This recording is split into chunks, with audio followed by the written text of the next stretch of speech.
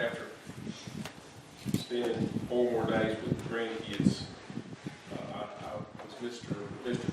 Grandma instead of Mr. Mom. I didn't realize how hard it was to get up at 5 o'clock, fix breakfast, bath lunch, get dressed, referee all the fights, make sure they wash their face and hands, get them in the back of the truck to take them to be let off. And I didn't realize that you weren't supposed to get out of the car and get behind. And so I pulled up and I get out to the left veranda and I look and the stink eye and stuff. The teacher was giving me the stink eye, and then I looked and realized that everybody was packed around me. So anyway, it's nice to learn some things, even if you just don't know. I appreciate everybody's presence. I figured a lot of people would not show up, or a lot of people would show up to watch me step on my tongue talking about intimacy in marriage. And when I'm guessing in our 30s, I don't know if any of y'all know who Urban Lee is. He's got a great book called Good Homes in the Wicked World, and it really covers a lot of different ground. It's very in simplicity. But he did a talk. He did a sermon. He was doing a meeting at Pleasant Grove when I was there. And he spoke on intimate matters.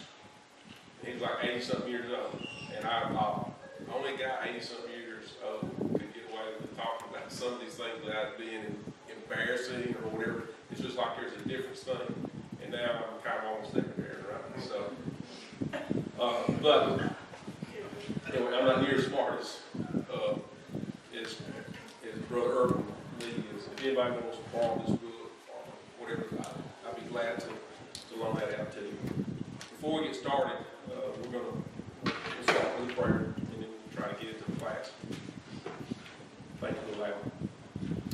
Our Heavenly Father, we thank you for the day and the many blessings we have. We're especially thankful that this is your day and an opportunity for us to put aside the world, Heavenly Father, and come to attend to your business. We thank you for what you've done for us, the love you've shown through the creation of this world and through the sacrifice of your Son. And Heavenly Father, we pray that as we live our lives that we will always focus on those things that are spiritual and those things that are heavenly. We're thankful for the member Christians who meet here and for the edification we receive from each other. And Father, we ask this morning as we study from your word, that you be with all those that are teaching, be with us that are students, that we can glean from this, and hopefully, Heavenly Father, through your word, through your guidance, be able to improve our walk with you. Please forgive us for our sins, those things that we do that are wrong. Help us to recognize that and turn from those things. We ask this all in Jesus' name. Amen. All right. In Ephesians 5, 22nd verse, Ephesians 5, 22nd verse, the analogy of family and church and kind of an outline of relationships that husbands and wives are having. This is not anything we haven't talked about before or haven't read before, but it talks about wives submitting yourself to your own husbands as unto the Lord. For the husband is the head of the wife, even as Christ is the head of the church, and he is the Savior of the body. Therefore, as the church is subject unto Christ, so let the wives be to their own husbands in everything. Husbands, love your wives, even as Christ also loved the church and gave himself for it, that he might sanctify and cleanse it with the washing of the water of the word, that he might present it to himself a glorious church, not having spot or wrinkle or any such thing, that would be holy and without blemish. So, all men to love their wives as their own bodies. He that loveth his wife loveth himself. You know, there's, in looking at intimacy, there's a lot of different thinking on this. I worked on this before I left and went to Huntsville. I thought about it, I put notes in, I came back and started working it again, Thursday night after I got back. And every time I study, it's like more things that I could talk about. And it really became almost, unimaginable to try to think how long that class would have to be to cover all the things that deals with relationship and how everything, men and women that are married, how they're supposed to work together. We talked about teamwork in here. We talked about things that get in the way of marriages, finances, lack of communication. And when we talk about intimacy, communication is a big part of that. As I studied this morning, as usual, I would wake up really early when I've got to do a lesson, 6 o'clock, and I usually just sit there and lay and think about my lesson, try to go through it. The problem with that is suddenly it just seems to start getting bigger and bigger again, and I thought, should I add that? Should I take that away? And I'm hoping that some of y'all today will supply some of that as we do these. I put this picture because when we talk about intimacy, generally speaking, I don't think of many men as thinking this is an intimate moment.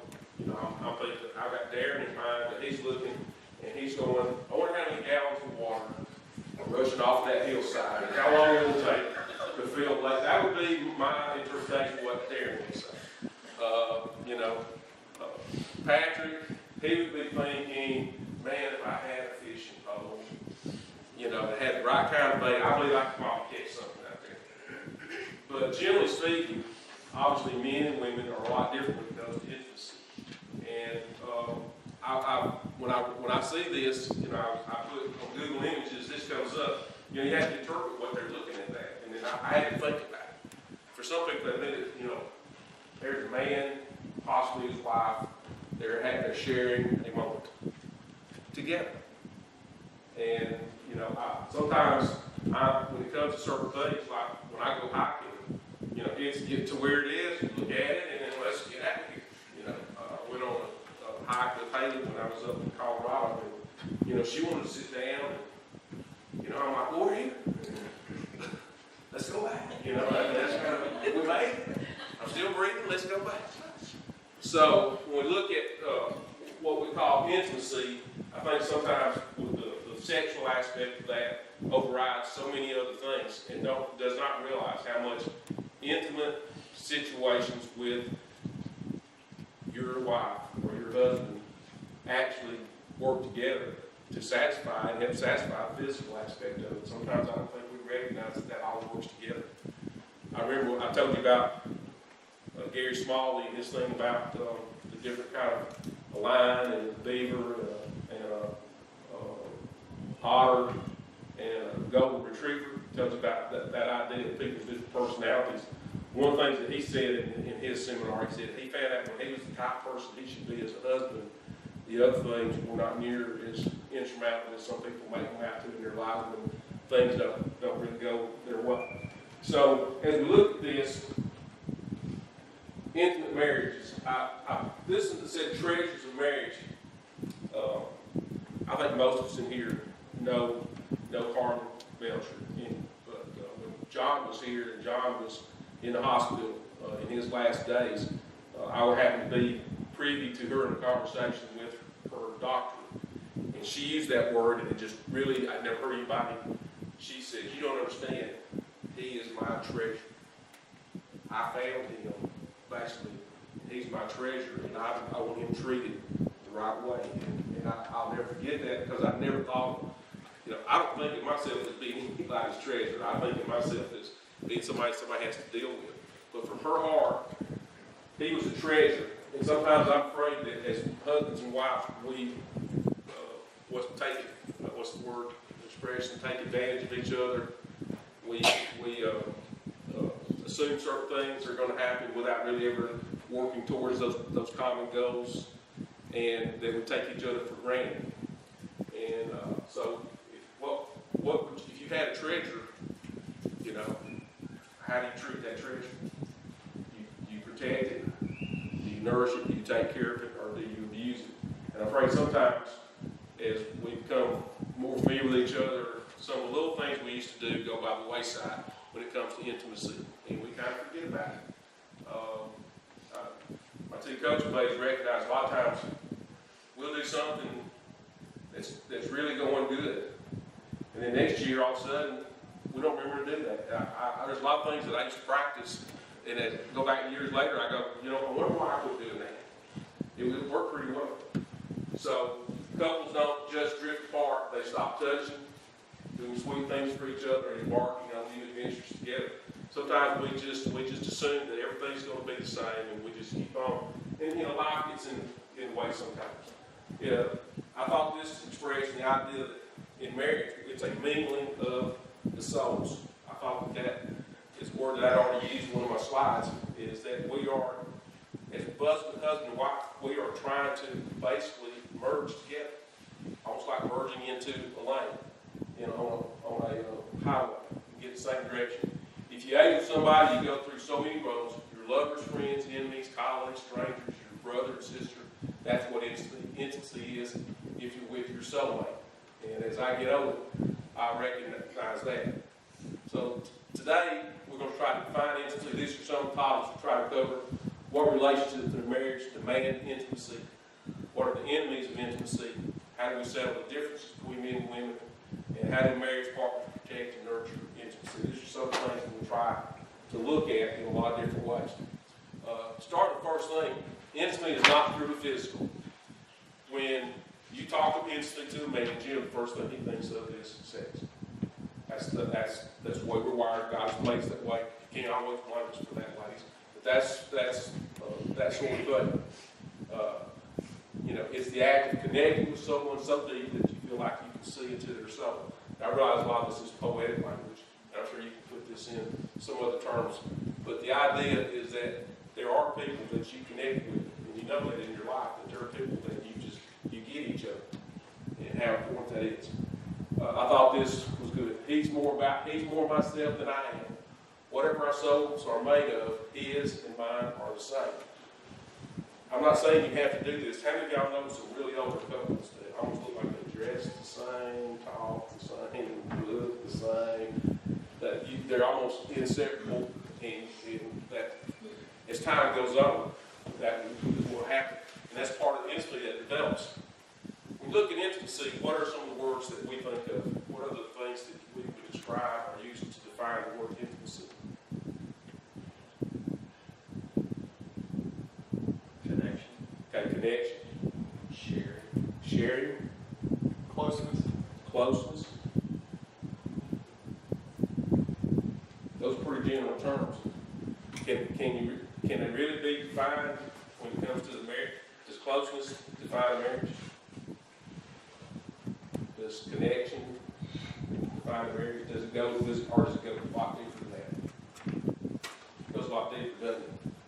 Closeness, sharing, togetherness, sexual relationships, understands that when it comes to the marriage, it was created for that was one of the purposes that we talked about before. We talked about the marriage class and what marriage was designed for. It's an intermingling of your body, your mind, and your soul.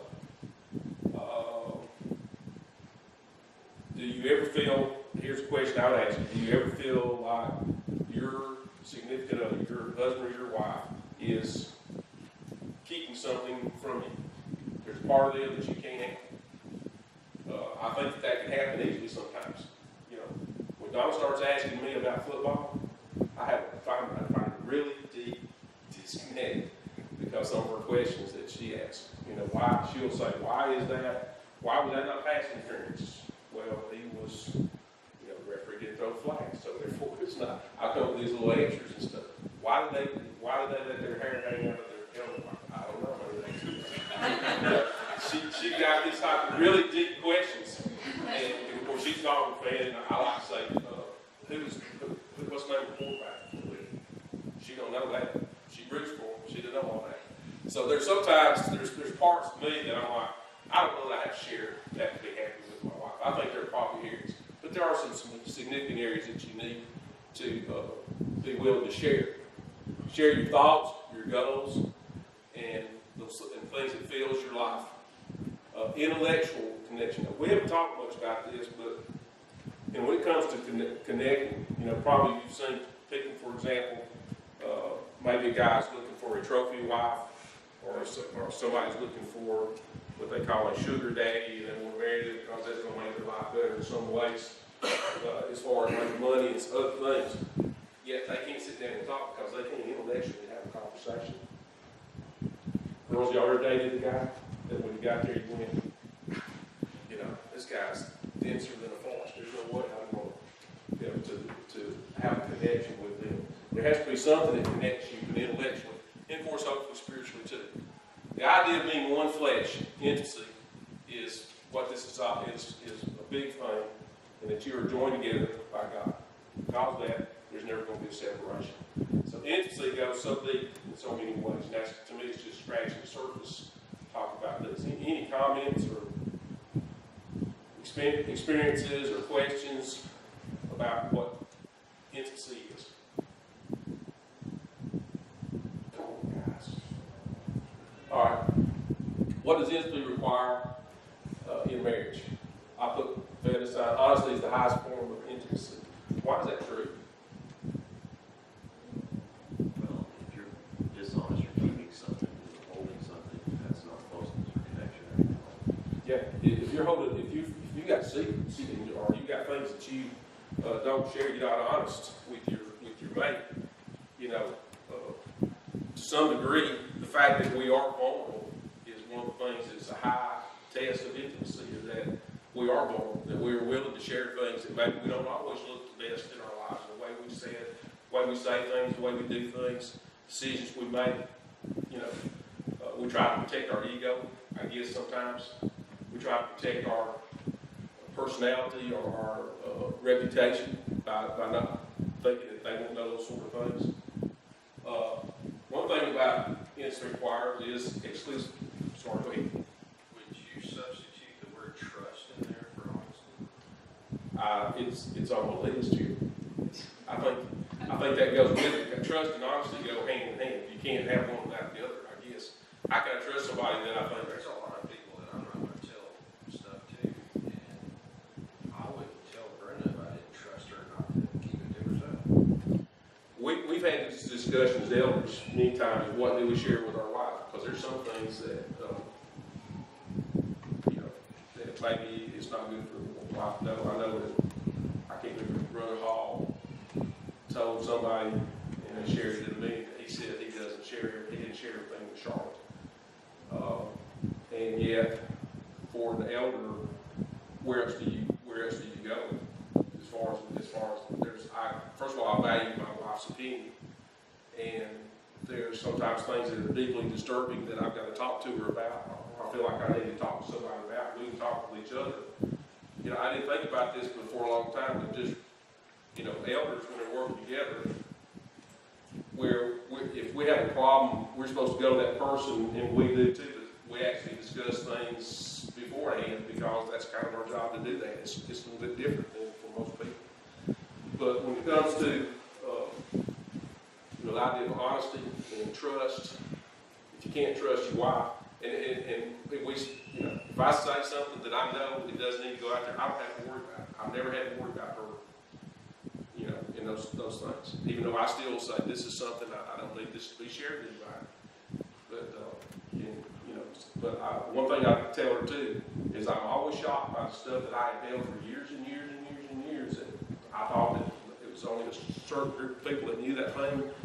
And then years go by and you have a conversation, find out that you're the only person that's keeping it quiet because it's been apparent to talk about a lot of people. That's one of the things why we many times admonish y'all to do things the right way. When you got to talking situation, go to that person and talk to them, and not go talking to other people about what you hear or what you see. All right, intimacy, first of all, requires to be exclusive. What do I mean by that? What do you mean to be exclusive?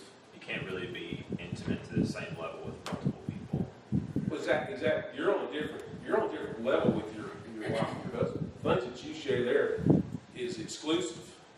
When we talk about intimacy as far as sex is concerned, that's exclusive. There's nobody else that has a right to those thoughts and those feelings. Early in both of my daughters' marriage, there was times when they were sitting at the table without their husband present, and they would start talking about things, and I'd say, wait a minute, this is not, I would say this, when he told you that or said that, he didn't intend for you to go into your mother or his mother and sharing that with him. And I'm not guilty of doing the same things. There are things that maybe Don and I was going through some problem or something, and I shared it with my mother, and then later on in the conversation, somehow my mother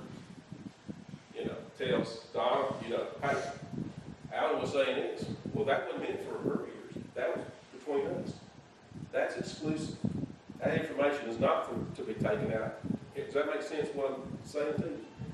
And of course, when Donna fell out, she wasn't too happy with me, and she had a right not to be happy. There's nothing worse to feel like something that you meant just for that person goes other places. All right? Mutuality and intimacy.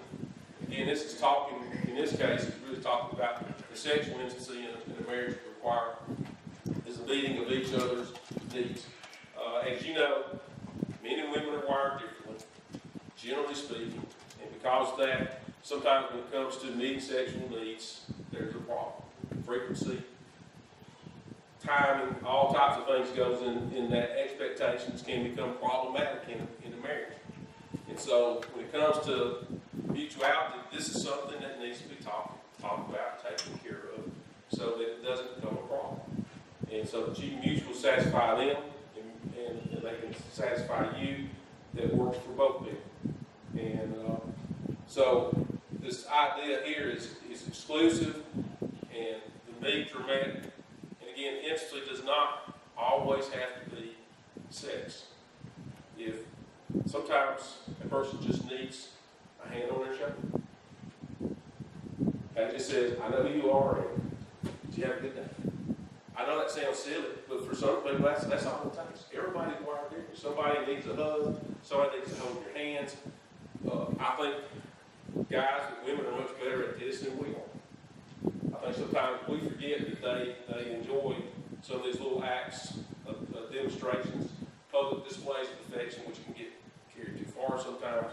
But the idea is that sometimes you just recognize the girl that you love and that you married and has your children, are going to have your children, that you are making a physical connection with them in some way. And it doesn't have to always culminate in a sexual experience.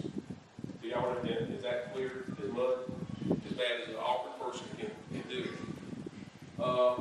This mutuality takes planning and it takes nurture. And that's kind of what I was just talking about. When you have children, things change. Young people that are early in marriage. Where the guy where you're the number one thing in her life, when you have children, I hate to tell you, but you go right down the list. Doesn't mean she doesn't love you.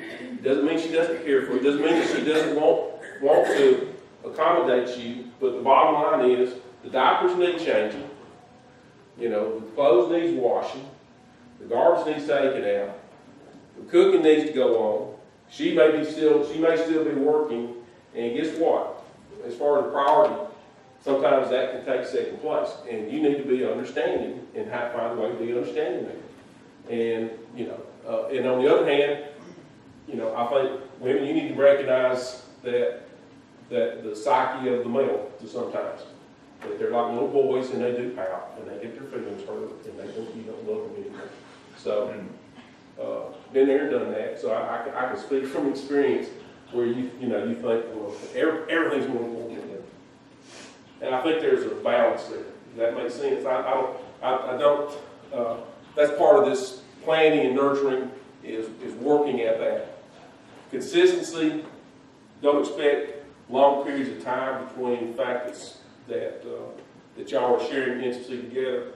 That there's I would say there's a statute of limitations and everybody's different. But the bottom line is there needs to be some kind of consistency in terms of affection shown towards each other. And this is what, Stephen, you were talking about. Honesty, trust, and loyalty. When you are in an intimate situation, there are things that you share that don't go anywhere outside of that. I can trust you with what information I give you. I can trust you with things that we share together, and without you blurting it to everybody else, without that becoming a leak. And the fact that you're loyal really says a lot in your relationship, where you recognize that you're not going to be cast aside as far as loyalty is concerned, that your wife or your husband is going to be there for you no matter what. This is important. In a marriage, if you don't have the ability to be patient, you don't have the ability to forgive, you're in trouble. You have to be willing to do that. Because whatever we do up here on the top part, the bottom line is we're all human, we're all going to make mistakes, we're going to have bad days. We're not going to be perfect people. You didn't marry a perfect person. they didn't marry a perfect person. So understand that part of that is the give and take. Bottom line is being considerate of others and putting other people first. If you always think in terms of that, I think the things that you desire will be available for you. Walk around and be distant. Don't have any conversation. Don't say anything good. Don't compliment. Don't do any of those types of things. And see what that's going to get you. How far is that going to go in a marriage if that's the way you are? If you don't really connect with your family. And I'm going to tell you, man, it's really, as one of those persons that was guilty of that a lot in my job. When you're coaching 80, 90 hours a week sometimes, you're at a ball game and you come home and the first thing you do is you get out the tapes and start watching them again. We haven't done that, have we, Coach? We don't do that, do we? Yeah. When you start putting your work in those areas right there, who's going to suffer? Your children, and in this case, your wife is going to suffer when you bring your work home with you, and even when you're there sitting at the table with your mind is somewhere else. You have to work at it. It's not something that's natural for a lot of people. All right, what relationships between a wife and husband demand intimacy? This, I thought it looked pretty, and I thought it really big, but it's got some marriage in there I'm not sure about. I'm not sure about intimacy aesthetically, because when it comes to aesthetics, Don and I are not intimate, because what I think and what she thinks are not the same when it comes to aesthetics. I'm a much more practical person. I just trust her in, she'll come up and she'll give me a long diatribe about what she's trying to accomplish with her remodeling and decoration. And I just look at her and I just go, "You're confusing me." And she says, "Well, how am I confused?" I said, "You're confusing me with somebody who cares about what you do." Okay, I don't care. Don't tell me how to cut grass. I won't tell you how to, And I mean it as a joke, and I do care. First of all, I trust her judgment on all those things. But so some of these things I'm not sure, but a lot of them do make sense. What do you share in a marriage? You share your feelings with each other. That's an intimate moment. Physical relationships are shared. Your hopes and your aspirations. Have you ever told your husband or your wife or your boyfriend or girlfriend something that you actually almost laugh at yourself because you have a hope or an aspiration to do something that it's almost comical to think that you might could do that or be that? Does that make sense? You're setting this, and instead of going, she shares it with you, even though she goes, "Poor guy, he's delusional." But your secrets, your fears, and your dreams, your lives, you share all these things that are intimate, companionship and friendship, and hopefully godly lives. Because none of this works if you don't have God in this. You have the greatest marriage in the world, but if you don't have God in it, then it's not what. It's not going to be worth its salt. If we are living godly lives, it pulls together all these things that you're trying to accomplish. Because it uses God and His Word as a way of telling us how to do things, how we ought to act. It takes choices out sometimes. Sometimes as a Christian, even if you have a right to do something, your choice is not to do it because that's not what God wants. Is that double talk? Does that make sense? Sometimes you can be right all day long and be wrong the way you handle it. And sometimes, as we said before, sometimes just taking one for the team is a great intimacy builder when she knows, when someone knows that you took it wrong and you didn't make a deal out of it. This happened. It was my principal. He was a new principal. He had a mat on about how neat stuff was. And one day, we were supposed to have pictures that day. And I was out practicing, and we were going to practice. We were going to get dressed. We were going to have a team picture. The most horrible days. The worst day of practice is when you're got to do pictures. Anybody's ever, you got to get everybody lined up, all that stuff, and lined up, and individual, and then you got the band over here, you got the cheerleaders over here. It's the most horrible day ever. So we're out practicing that afternoon. We'd already had our pictures, and the assistant principal came down and he says, "Coach, Mr. Omer wants to see you right now." I said, "I'll be there when practice is over." I mean, I'm out here in practice, I'm responsible for these kids. I'll tell my leader, how he wants you right now. I said, you tell him, I will get there. Practice is over. We're supposed to went through. So I went in, he had a pile, they give you these sheets to fill out. He picked up a handful of them and he started cursing. And he told me, he says, I'm not a janitor, I don't pick up after people. And I said, well, Mr. Umber. And he was mad, he was throwing stuff and kicking chairs and stuff. And I didn't know him very well at all, but I knew he was my boss. And so he got through it, and I said, Mr. Umber, those are not mine. I knew my kids were not very responsible like that, so I waited till they came and I handed them to them, so there was no two people, there was no middleman to mess it up. I said, I gave them to the other people, like you asked me to do, those are not mine. And he just kept on pitching fit. Anyway, he hired me like 3 years later. He left the school after 1 year. He hired me like 3 years later.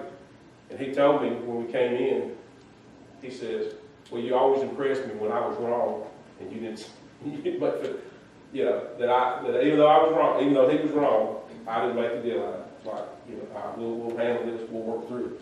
Same thing is in life with someone else. You're gonna make mistakes. Sometimes the best thing to do is to ride with it and let time go by. If people's hearts are right, it'll get taken care of. All right, what are enemies of intimacy? What are things that can destroy intimacy? Lack of communication. We've already talked about that. Maybe number one. Maybe number one. What else? What else destroys intimacy? Lack of communication could be a bunch of different things.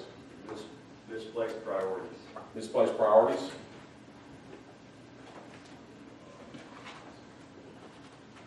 Big trust. Trust, lack of trust. Holding secrets, which you find out that there's not this, what do you call it, transparency between you and your husband or your wife. What else? All right. Selfishness. Exhibited in many forms, and it ends up you're so selfish that you're neglecting you're so worried about yourself, you're not providing anything for them, and they feel like there's a second-class citizen. Secrecy. We talked about anger. We talked about that. We talked about people doing the silent treatment. You get angry and you get mad. So, you don't have to be a rocket scientist. I can walk in and I can detect tension in my house, and it don't have to be any words spoken. I can look at body language. I can look at the look in her eyes, and I'll know that I messed up. It could be just the way she forms her words, and I'm going, okay, I have no idea what I did, but go ahead and tell me, and we'll work it out.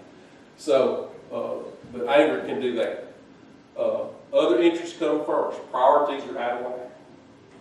People know when they're number 25. Okay, they know that. You should, set number one. Inconsiderate, out of touch, lack of communication, not thinking about them, no consideration. I felt your pain, ladies. Okay, I cleaned up Erin's house.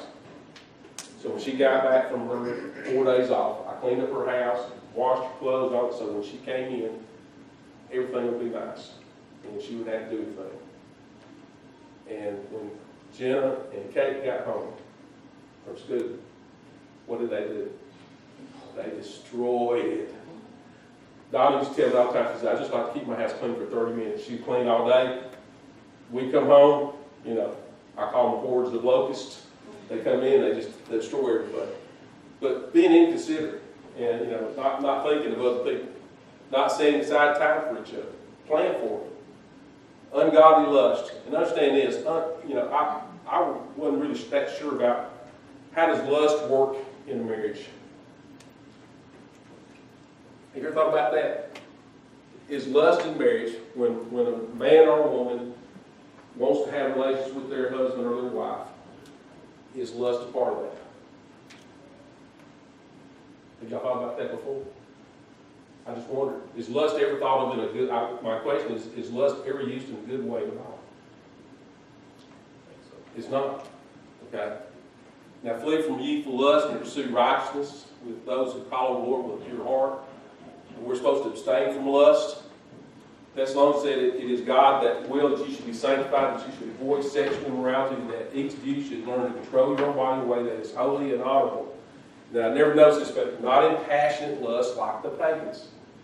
There's a difference between sexual desire and lust, is what I'd say the Bible teaches as best I can.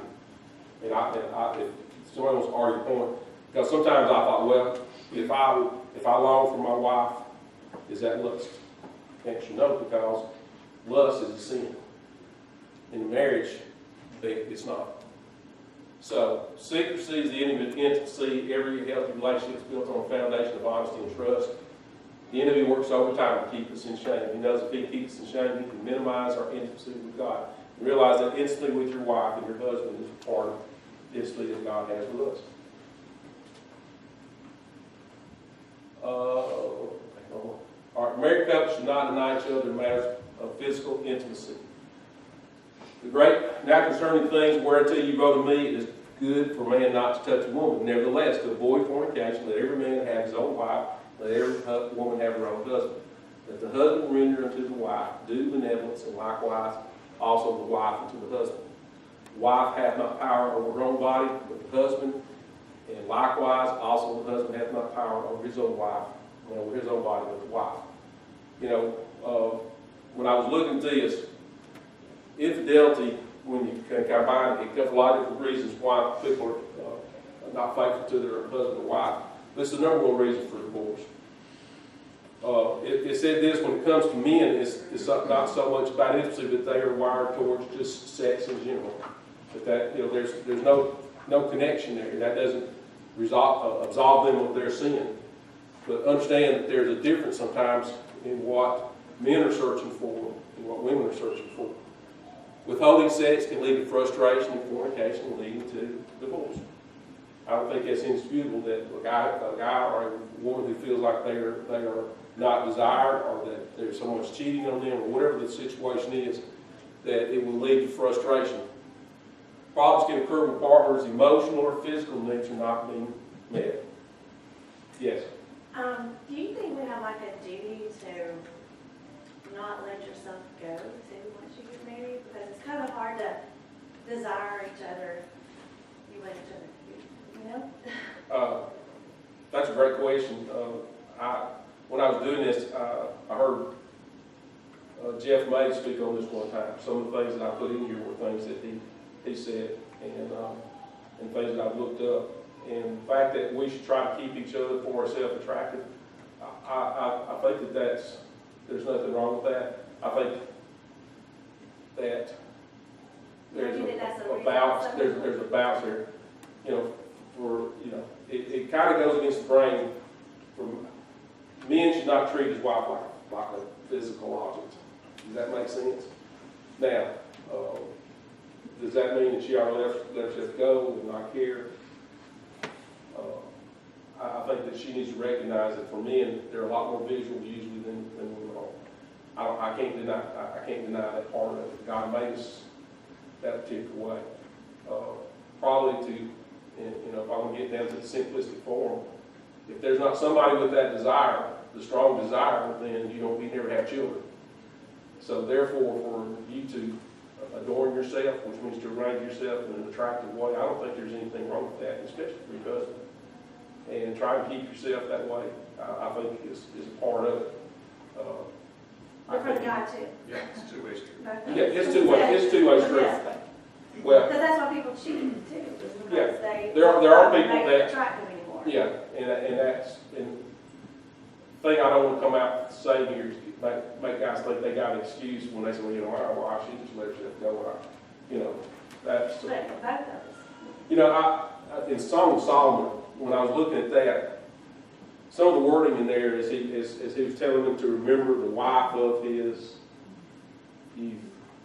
Makes me think that that's the way. When I look at Donna, I think of, to me, she ain't changed. I know she has, but to me, I look at her eyes, and that's Donna. And so I don't think in terms of what she used to look like. It's what she is now. I think we have to be careful about we can carry that too far. I know, I'm trying to think of the country star, Clint Black was married to some blonde girl who was, you know, like maybe a model type. And they talked about that they worked so hard trying to make each other look so perfect for each other. I think you can carry that too far.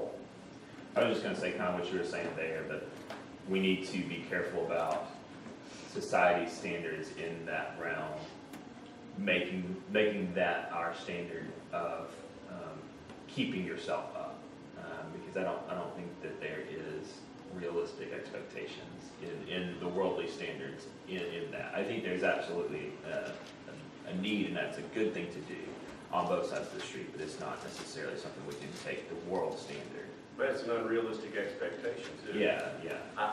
This may be a shock, but I don't believe I can ever look like Paul Newman. I think I failed. Or Matt Damon for everyone else.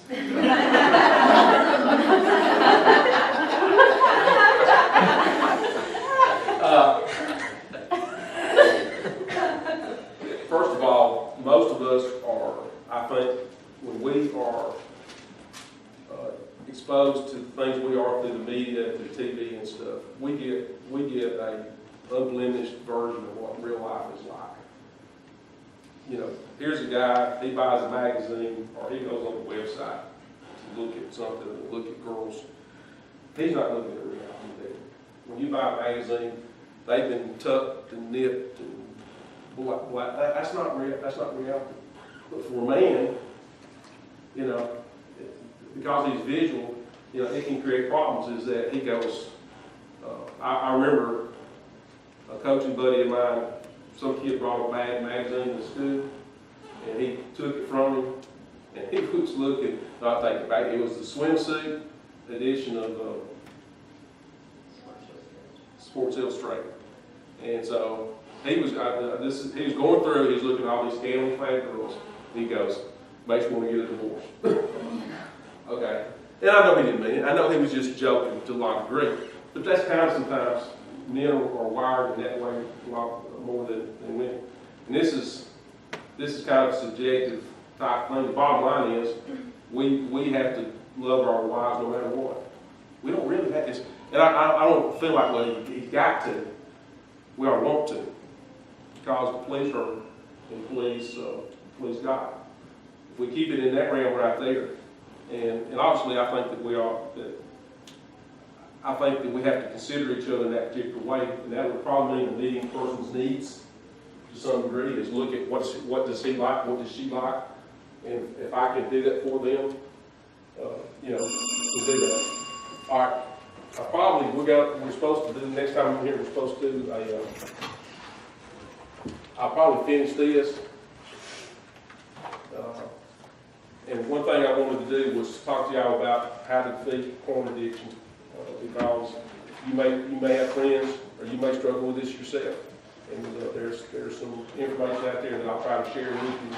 I hate to cover something and say, here's a problem, and then go, you're on your own.